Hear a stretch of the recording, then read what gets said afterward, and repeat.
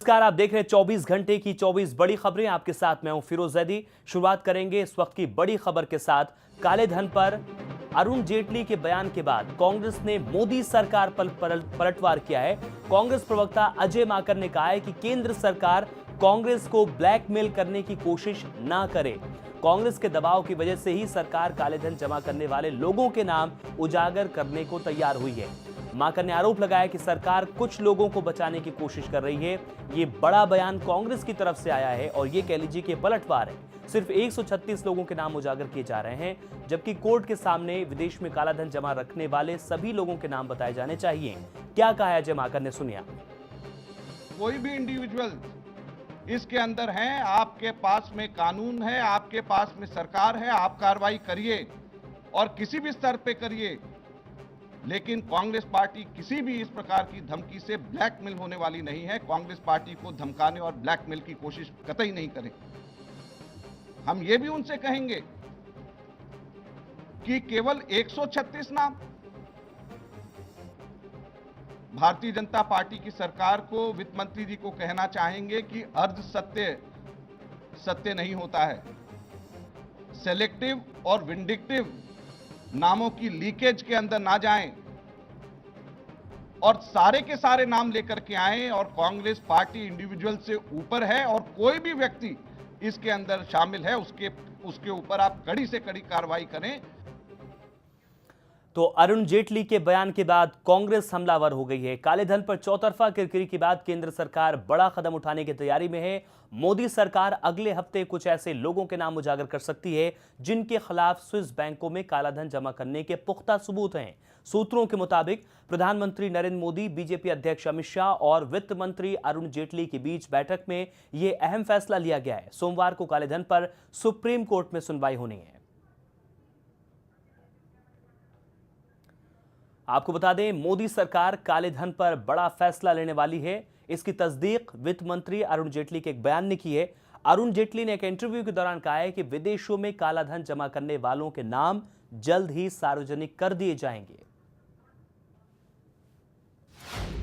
विदेशों में काला धन जमा करने वालों के नाम जल्द ही सार्वजनिक किए जाएंगे। मैं आपको आश्वासन देना चाहता हूं कि जब सारे नाम उजागर हो जाएंगे तो हमारे लिए ये शर्मिंदगी की बात नहीं होगी, लेकिन कांग्रेस को जरूर शर्मसार होना पड़ जाएगा। मीडिया की गलत रिपोर्टिंग के कारण ही कांग्रेस को आरोप लगाने का मौका मिल गया। सुप्रीम कोर्ट में अर्जी लगाने के बाद मीडिया ने कहना शुरू कर दिया कि सरकार खाता धारकों के नाम उजागर नहीं करना चाह रही है, जबकि हमारा पक्ष ये था कि कानूनी तौर तरीकों के मुताबिक ही हम विदेशों में काला धन रखने वाले लोगों के नाम बताएंगे। तो अरुण जेटली ने यह कहा कि कांग्रेस को शर्मिंदगी उठानी पड़ेगी और मीडिया की गलत रिपोर्टिंग की वजह से यह बात सामने आई कि सरकार नाम उजागर नहीं करना चाहती, बल्कि सरकार नाम उजागर करने की तैयारी कर रही है और उससे कांग्रेस को शर्मिंदगी होगी। लेकिन इस बयान के बाद कांग्रेस हमलावर हो गए। कांग्रेस की तरफ से लगातार यह कहा जा रहा है कि सिर्फ 136 नहीं, बल्कि जितने भी नाम हैं उनके नाम उजागर किए जाएं, सार्वजनिक किए जाएं।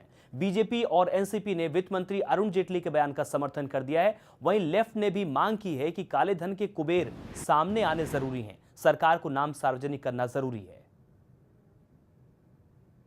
कूड़ा करकट काला धन वापस लाने के रास्ते में कांग्रेस पार्टी और उसकी सरकारों ने डाल रखा था, वो कूड़ा करकट साफ किया जा रहा है। तो कांग्रेस को ये समझना चाहिए, जो अरुण जेटली जी ने कहा सही कहा है, कि उनका चेहरा वैसे ही करप्शन की कालिक से बहुत पुता हुआ है।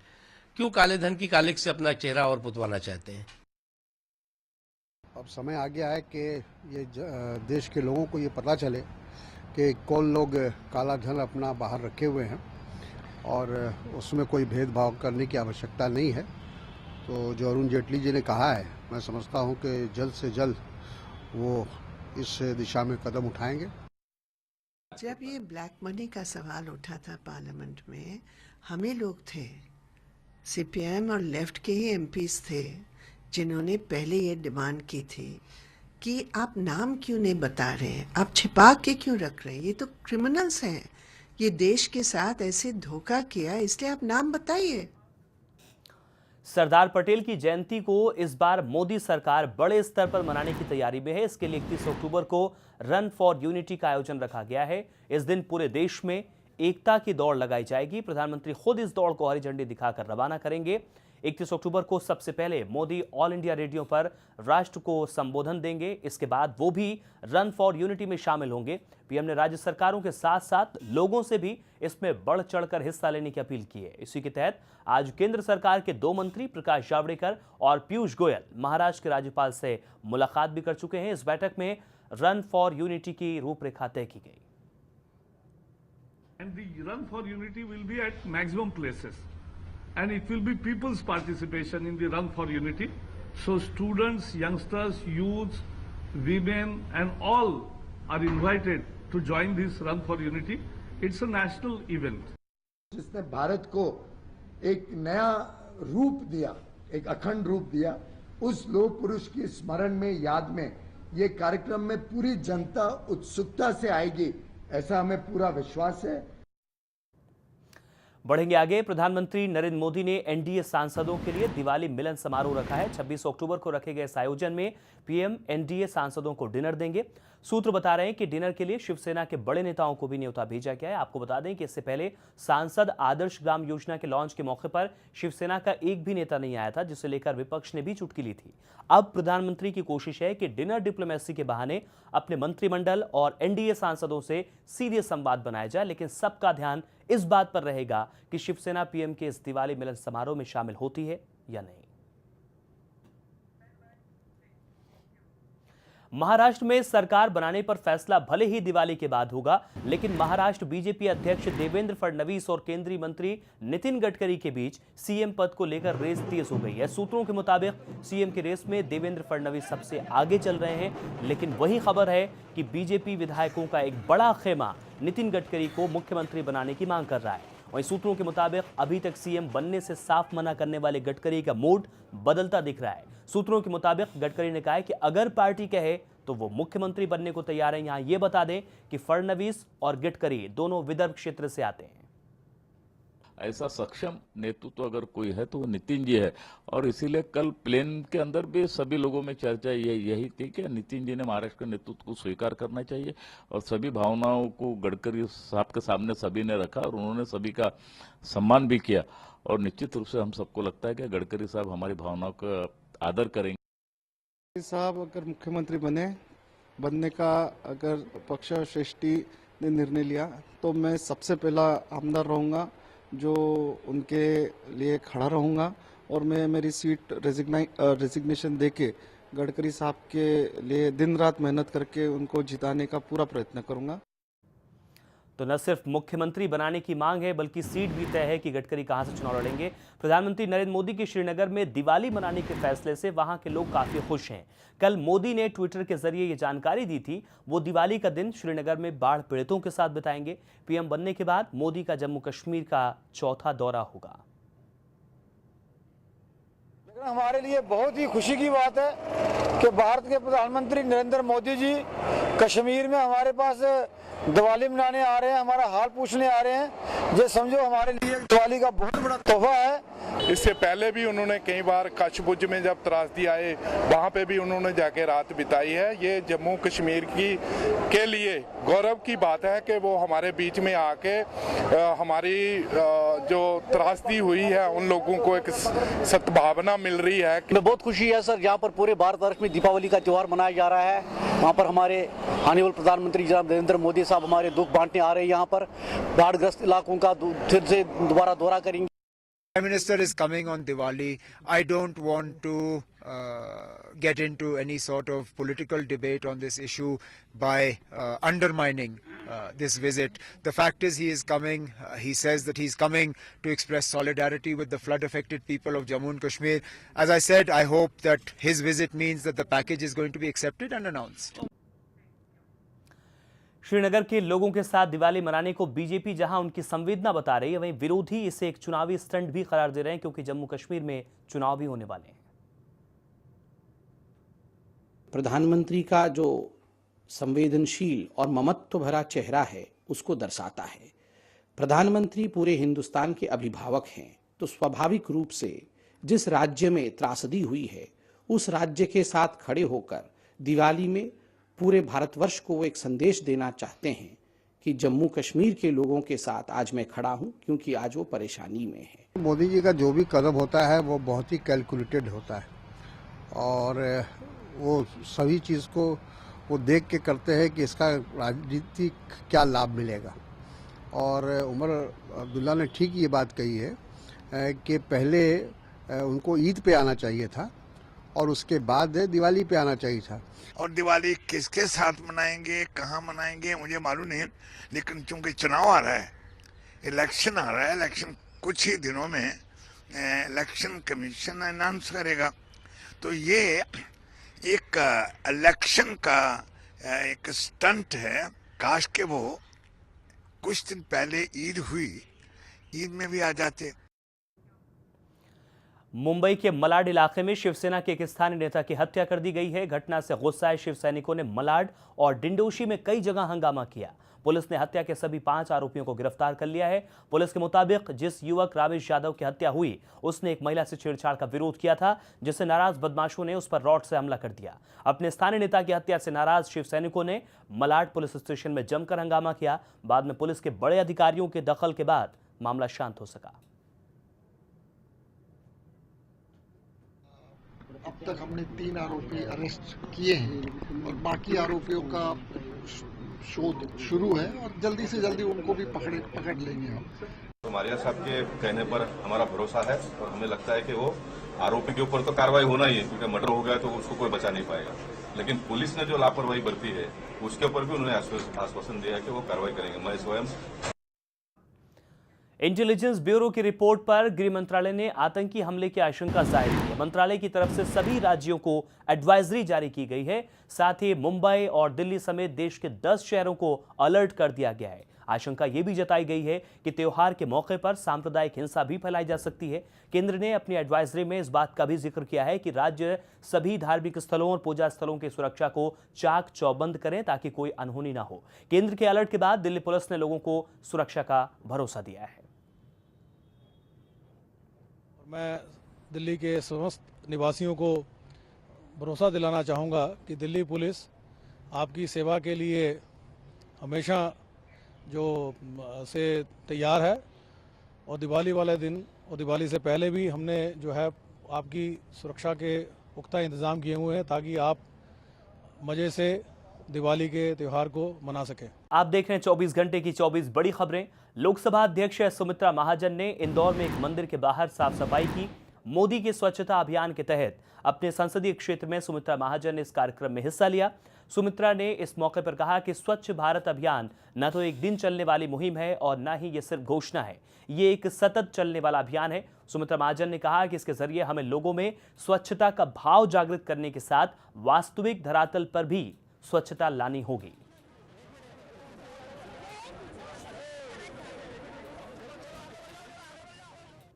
सचिन तेंदुलकर और अनिल अंबानी के बाद अब एक्टर सलमान खान भी सफाई करते नजर आए। प्रधानमंत्री नरेंद्र मोदी ने सलमान से स्वच्छ भारत अभियान का हिस्सा बनने की अपील की थी, जिसके तहत सलमान खान मुंबई के करजत इलाके में अपने साथियों के साथ पहुंचे। सलमान ने सोशल साइट ट्विटर पर वो तस्वीर भी अपलोड की जिसमें वो झाड़ू लगाते और पुताई करते दिखाई दे रहे हैं। सलमान ने मोदी की तरह 9 लोगों को इस अभियान का हिस्सा बनने के लिए नॉमिनेट किया, जिसमें आमिर खान, अजीम प्रेमजी, चंदा कोचर, उमर अब्दुल्ला, प्रदीप धूत, पत्रकार रजत शर्मा, रजनीकांत और विनीत जैन जैसे बड़े नाम शामिल हैं।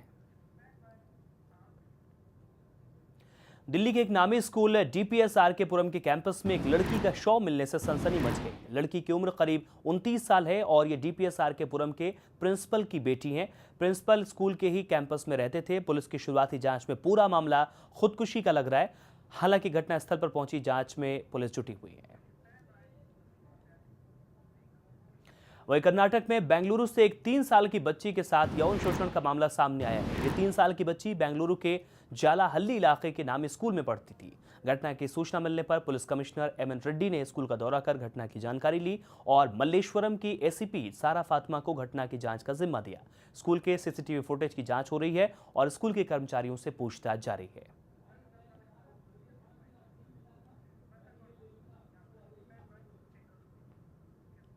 भारतीय वायुसेना ने अपने सबसे भरोसेमंद लड़ाकू विमान सुखोई 30 की उड़ान पर रोक लगा दी है। एयरफोर्स ने यह फैसला पुणे के नजदीक हुए सुखोई हादसे की वजह से लिया। अब सुखोई 30 बेड़े के तकनीकी पहलुओं की जांच होगी। एक्सपर्ट्स की हरी झंडी के बाद ही विमान की उड़ान को मंजूरी मिलेगी। देखिए, ग्राउंड करने का मतलब ये होता है कि उस एयरक्राफ्ट को, उस फ्लीट को कुछ दिनों के लिए हम उड़ाएंगे नहीं, उसका इंस्पेक्शन करेंगे। 10 दिन, हफ्ता, 10 दिन, 12 दिन के बाद में फ्लीट दोबारा फ्लाइंग करने लगेगी, तो इसमें हमें कोई चिंता की जरूरत है ही नहीं। झारखंड के बोकारो में बड़ा हादसा होते होते टल गया। यहां नक्सलियों ने गोमो बरकाकाना के बीच रेल ट्रैक उड़ा दिया। धमाके की आवाज इतनी तेज थी जो 5 किलोमीटर दूर तक सुनाई दी। बारूदी ब्लास्ट से रेल ट्रैक 2 टुकड़ों में बंट गया।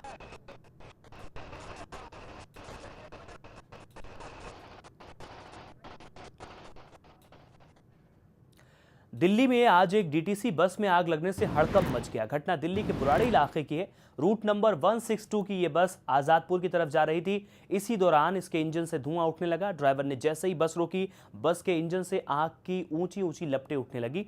आनंद फानंद में बस को खाली करवा दिया गया। हादसे के वक्त बस में करीब 30 लोग सवार थे।